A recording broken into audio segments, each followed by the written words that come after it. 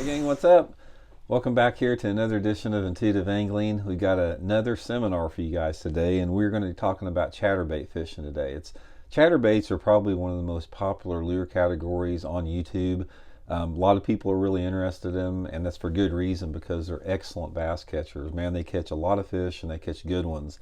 So we are going to give you guys a full tutorial on how to fish them, how to rig them, my personal opinions on them, where to fish them at. It's just going to be packed full of info here. So real quick before we get started here, guys, I know you guys get burned out on hearing this, but I just wanted to give you guys a little trade-off for giving up all this information, letting you know how you guys can help the channel if you're inclined to do so. Several different ways. First thing, the best thing you guys can do if you want to support the channel is please click on our View Products tab at the bottom when the video starts. 30 products on there. I think you guys might be interested, and you have to click on the product and then click on the site, so you got to click twice before the channel gets credit for it. That's a great way to help the channel. You can also go to fishthemoment.com and check out our lake map breakdowns. We got a bunch of great breakdowns for spring coming up. If you guys are interested on any on the water lessons with me, just shoot me a private message on my Facebook page, Randy Block at Professional Angler. Also, please check out the solarbat.com link for your RB2 series sunglasses. And finally, please check out the Solarbat link. Please check out the Baitworks link if you guys are interested in any fishing tackle, rods and reels. Using that Baitworks link put in there is a good way to help the channel. So thank you for your patience there, much appreciated. I know you got some guys get irritated about that, but man, that's why we do the YouTube videos. If we couldn't plug the things that help us out here, there's no reason for us to put this info out. So sort of like a necessary deal. Okay guys, chatterbaits. Chatterbaits have been around for a long time now. They have sort of came into their own in the fact that they've earned a place in fishing as a staple in fishing. They're not like a flash in the pan, sort of like an A-rig or something like that. They are the real deal.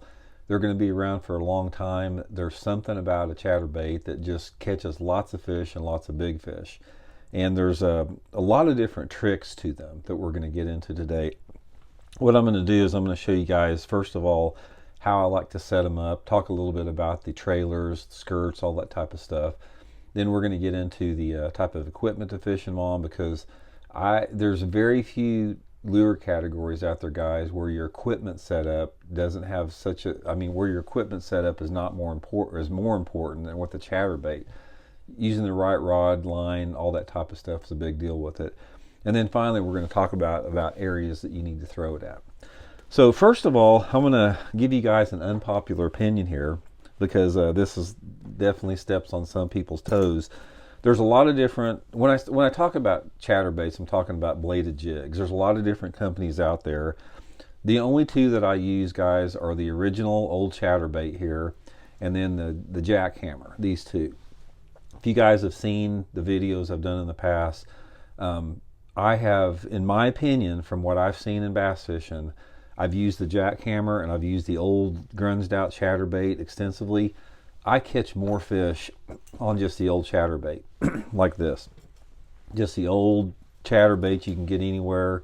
I think they're $7 or $8, something like that. The jackhammers, man, I think they're $15 or $16. And don't get me wrong, the jackhammer is a good bait. It catches fish. But guys, I can tell you from my personal experience, I catch more fish on the old chatterbait than I do the jackhammer. Now, it doesn't make sense, because if you look at this, let's take a look at the components here. See this hook on the original chatterbait? It's a good hook, but it's stainless steel, it's big. You've got a keeper there that's like a pretty rudimentary keeper. And look at this on the jackhammer. You've got this, super sharp needle point hook. You've got a superior keeper. You've got the wire keeper that keeps it on better. A little bit smaller diameter, so the hook's better. You've got more attention to detail on the head. The paint on the head's better. The jackhammers are hand-tied skirts, which I don't really like on the chatterbait, because I like to change up skirt colors a lot. And you have a lot more different blade color options. So the components on a jackhammer are actually superior to the old chatterbait, but there's something about the old chatterbait, guys, that I don't know what it has to do, something with the vibration, the frequency. I just get more bites on it. I can't tell you how many tournaments that I fished where, say for example, I didn't want to lose my jackhammer, so in practice I'd throw a chatterbait, and I'd say, well, man, if I get 10 bites on a chatterbait, I'm going to go back through there with a jackhammer and probably get 15 bites because it's a better bait. After about 2 or 3 tournaments of me getting burned fishing a jackhammer, I realized that the jackhammer does not produce as well as the old chatterbait. So most of the time, not all the time, I mean there's still some times I'll throw a jackhammer. Most of the time I like the old original chatterbait. And when I say that, there's a lot of people that take offense to it because I've done some videos on that very topic before, and man, there's a bunch of people out there, they think I insulted their mother when I tell them that the old chatterbait's better than the jackhammer, but it is. I'm telling you right now. So that's the two out there. The next we'll talk about is head size on it. There's only really 2 sizes that I use. I use a 3/8 ounce model, and then I use the 1/2 ounce model, which is a little bit bigger here, you can see. Some guys have gotten into like fishing the heavy chatterbaits, like the 3/4 ounce and the 1 ounce versions, and they fish them deep. I personally have not had any success doing it. Most all of my chatterbait fishing is the 3/8 and the 1/2 ounce. And usually what I'm letting dictate as far as the size that I use, and size can be critical, guys. I'm telling you right now, it doesn't sound like it, but there are times when the fall rate of a 3/8 or 1/2 is definitely preferred by the bass over one over the other. So a lot of that determination, it plays into water clarity, water temperature, how deep the cover you are fishing. In general, I like to use the lighter one, 3/8 if I can get by with it. I think it gives it more of a natural presentation. I think when you kill the bait, the way that it falls is a little bit more attractive to the fish. But if I'm fishing conditions where, say I'm fishing deeper grass beds, like in 7 or 8 foot of water, and the wind's blowing 15 or 20 miles an hour, then I will put on the 1/2 ounce size. But for the most part, I do like the 3/8 ounce model here. Okay, let's talk a little bit about skirt colors and that type of stuff. There's really, I mean, there's several different, colors you can get, and the colors are only, it's apt to your imagination. But you usually, in most of the chatterbait deals, you're either going to try to resemble a crawdad or you're going to try to resemble a shad. Now, obviously, if you're going with a shad, you need to, fish some type of a lighter colored skirt, either like a clear or white or with a little bit of chartreuse in it. I don't like the chartreuse as much. This is just one that came on a jackhammer. Most of the time, I'll custom tie my skirt on the chatterbait. If I'm wanting to fish a shad pattern, I'll put a lot more of like this type of clear with some white in it, just a light colored skirt, and then I'll match it up, with some type of a shad trailer on it, just some type of a shad swim bait. My favorite trailer, if I'm trying to create some type of a shad look, is this Megabass Spark Shad here. I use the 4-inch Spark Shad, and I'm going to show you guys how I rig it and trim it a little bit. First of all, I've tried a lot of different swim baits on it, but the Spark Shad is my favorite, and I'll come in and I'll cut it off behind the eye there, and then I'm going to show you a couple different modifications. I'll come in, and it's really important that you get it straight. Every time, you guys have watched many of my videos, I talk about taking time to rig that swim bait straight. If you don't rig it completely straight, that boot tail will kick off to one side and your bait's not going to run right. So I'll put that Spark Shad on there like this, and this is pretty meaty here. So see how meaty this is? You don't need that. I don't want anything impeding the hook. I'm only interested in the tail action. So the next thing I'll do is I'll take a pair of scissors and I'm going to cut some of this mass off of here. I try to just cut quite a bit of that plastic off of there. Anything that doesn't need to be there as far as the mass goes. And what this does, it just gives me more of a hook bite underneath it. So I got that trimmed down. Got it rigged like that, and then finally I'll come in. See how uniform that skirt? You don't want that. You come in and start cutting some of this skirt out halfway up to create some wild looking fibers there. And I want to cut that skirt back because I want that trailer to show up a little bit. I'm more concerned about the look of the trailer than I am about the skirt. So that would be my shad imitator right there. definitely get bit on that. Now, a lot of times, sometimes I like to use just a straight swim bait. A lot of, if say for example, if it's a bright sunny day with not much wind, and I think the fish are just not near as aggressive, sometimes I'll just take the skirt off and just put a shad colored swim bait on the back of the chatterbait too. Now, that is if they're feeding on shad. If they're feeding on crawdads, that's another story here. We have to go to more of a crawdad looking bait. So there's two different trailers that I like. The first one is I like a Zoom Z Craw as a trailer, and then the Zoom Speed Craw. Now, I use the Speed Craw if I think that the bass are a little bit more finicky, because it's a smaller bait, creates a smaller profile. But my favorite by far is using the 3/8 or the half ounce size with the full size Zoom Z Craw on it. Now, what I do with this is I don't trim it at all with that. I want the length and the bulk. So I'll come in here. I still got the keeper on there. Those chatterbaits come with a rubber keeper on them. Come in. I'm going to show you how to rig it up here, what the difference in the look is. But I got to admit, that chatterbait, the jackhammer keeper, is so far superior. You can't hardly get the bait off of there once you put it up on it. So I've got that. This is my crawdad. Actually, it can resemble a crawdad or a perch, either one, based upon the secondary colors in it. Like, for example, if I take this green pumpkin skirt here and I'll put maybe a little bit of orange and chartreuse in it, then it resembles a perch. But if I go with more of the brown and straight green, it's more of a crawdad looking. But that is my crawdad facsimile, and there's my shad. So these are the two primary colors that I use. Now, occasionally I will use a black if the water is like sort of tannic looking, like if I'm fishing south around any type of grass vegetation, say in Florida, Texas. A black works really good with like a green pumpkin trailer. But most of the time, these are my two considerations.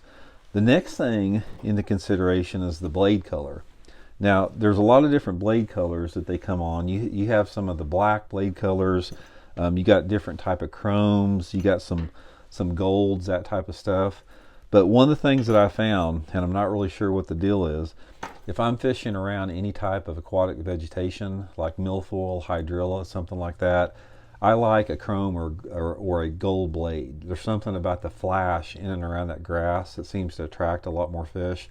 I'll also use the chrome or the gold blade anytime I'm fishing the shad pattern. But if I'm fishing water that's got a little bit more color to it, or if I'm fishing around hard objects like laydowns, docks, that type of stuff, I prefer the black or the brown blade on there. And also if I'm fishing the perch pattern, I like the brown on it too. But I probably caught overall, I've probably caught more on a black blade than anything. But I don't think a lot of times, I think we put a little bit too much emphasis on the blade color, because I know some of the events I've been in where they're biting a chatterbait, I'll be catching them on black or something like that, and I'll be talking to a buddy of mine and says, well, I can't get bit on anything except gold or chrome. So I don't put a lot of emphasis on the blade color. It's more on the skirt color with that. So that's pretty much the setup with it. Now let's talk a little bit about the equipment that you throw it on. Chatterbaits, one of the things that I don't really understand about a chatterbait, but it's the reality of the situation, is you will lose a lot of bass on a chatterbait if you don't have the right equipment set up. I think what happens, there was a couple of things. The equipment setup and how you set the hook on it. Let's talk about the equipment setup. You need, number one, you need a long rod, and you need a rod that's got a fairly soft tip on it. So I use that Megabass Alkalies launcher, the Megabass launcher, XX launcher. This is a 7-foot, 11-inch rod. It's got a soft tip on it. I would consider it a medium to soft tip. So that rod tip really flexes and bends a lot when you're reeling it, and that's what you want, because the way that you lose a lot of fish on a bladed jig is guys use too stiff a rod. So they'll be reeling that bladed jig along the bottom, and as soon as they set the hook, they're like a live wire. They'll just set that hook super hard, and you lose so many fish doing that if you have a rod tip that's too stiff and you're setting the hook too soon. One of the most difficult and hardest things to do in chatterbait fishing is learn how to set the hook with that soft rod. So what you want to do is throw it out there, keep your rod tip. Your rod tip angle is determined by how deep you want the bait to go. So if I'm wanting to keep it up shallow, I got my rod tip high. If I'm wanting to drop it down deeper in grass, I've got my rod tip low. But I'm always anticipating that strike. And what's going to happen is you'll reel it through there, and a lot of times the strike on a chatterbait is not real hard. It's like it just gets heavy. So when you feel something, you got to resist the urge of just reeling back and setting the hook like a live nerve ending. When you feel like you might be getting a bite, and you'll get fooled a lot. The chatterbait, you will get fooled if a fish bites it sometimes. Sometimes they hit us hard, but most of the times they don't. When you think you have a bite, just start reeling fast and pull your rod back. Don't set the hook. Don't set the hook and start reeling ever, guys. You will lose 50% of the fish that you catch.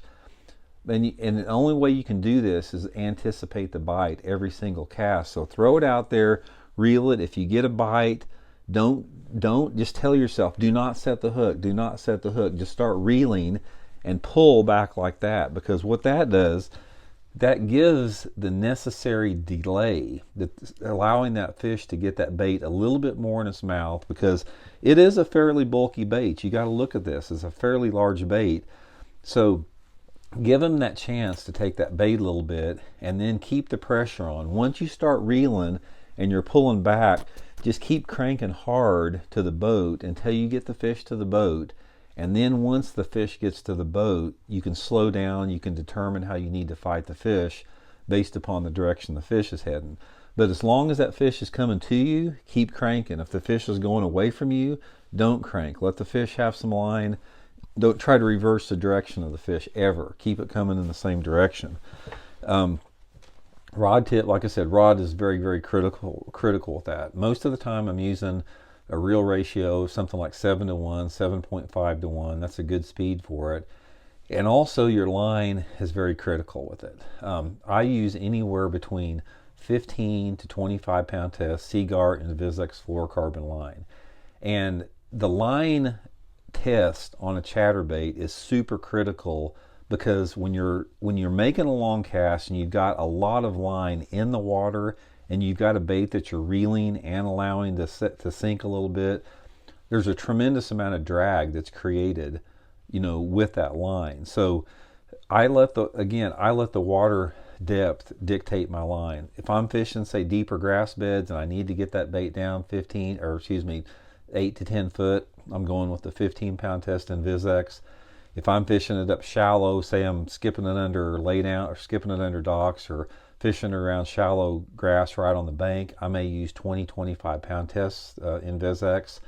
So let that determine what you're going to do on that. I don't ever use braided line. I don't ever use monofilament line. I think fluorocarbon line with a medium soft tip rod is the way to go with that. Talk about a little bit about retrieve. Another thing about retrieve, guys, is chatterbait is a very retrieve sensitive lure on there. Like a lot of different lures out there, you don't ever want to just throw that bait out there and just reel it back in. You're going to catch a few doing that, but by far the best retrieve that you can use on a chatterbait is sort of like a slow pump or a reel and pull. So what I'll do is I'll throw it out there, depending upon what cover I'm fishing or how deep I'm fishing. I'll either let it sink or I'll start reeling right off the bat. It just depends on the situation. But once I start reeling, I'm always like speeding up and slowing down, or like I'm pulling like that and reeling, or I'm maybe pumping it up off the bottom a little bit and coming down. One of the best ways to catch them on the grass, guys, if you can throw that chatterbait out there, let it go into the grass and just pump it off the bottom like a foot. Let it come up like this, like it comes up, and then just let it sink back down, and they'll nail this thing on the way down a lot of times. And that's when you just see your line will just jump in the air as it's sinking. That's one of the funnest bites you can have with the chatterbait. But the main thing about the retrieve is make it irregular. And the speed of retrieve is, again, dictated by the depth of water you're fishing, the water clarity, and the water temperature. In general, like I said, the dirtier, the cooler the water, the slower you're going to need to fish it. the cleaner, the warmer the water, the faster you can fish it with that. So that's covers some of the broad spectrum of the bait and how to fish it. Let's talk a little bit about where you want to fish it. One of the misconceptions of a chatterbait that has rapidly gotten broken in the past few years is that chatterbait was just a grass bait. You know, that's how it started out. The guys started doing good in Florida on it. It became synonymous with fishing around grass. You know, hydrilla, milfoil, lily pads, whatever. It was considered a grass lure. It has expanded well beyond that. People are using it the same situations they fish a crankbait or a spinnerbait. So you can fish a chatterbait around any shallow target. You can fish it around rock, you can fish it around laydowns, you can fish it under docks, you can skip it around stuff. You can fish it everywhere. It doesn't matter what it is. I mean, some of the best days I've had on a chatterbait have come just fishing them down rocky banks, just throwing it up there and just slow reeling it like I would a spinnerbait or a crankbait. Works really good for that. So when you're thinking in terms about where to fish a chatterbait, there's nothing that you can like look at and say that's chatterbait water or that's not. It's the same type of water that you're going to fish with other techniques. So let your seasonal patterns dictate the areas that you need to fish. Again, I know guys that have been ripping them fishing deep water with it. There's a lot of guys that are catching fish the same places they're dragging a football head jig or fishing a big worm or fishing a deep diving crankbait. They're fishing those 3/4, 1 ounce chatterbaits out on the end of points in 20 to 30 foot of water. So that's something you might want to try with that as well.